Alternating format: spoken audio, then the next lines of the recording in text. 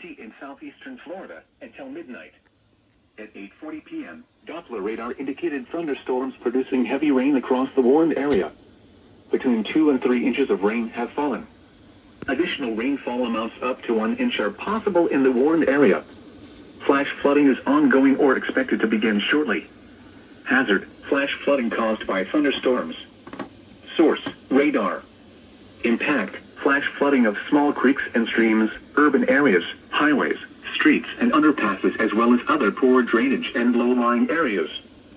Some locations that will experience flash flooding include Fort Lauderdale, Pembroke Pines, Hollywood, Miramar, Davie, Plantation, Sunrise, Tamarack, Miami Gardens, Lauderhill, Oakland Park, Lauderdale Lakes, Dania Beach, Cooper City, West Park, Wilton Manors, Lazy Lake, Chambers Estates, Nova Southeastern University and Broadview Park.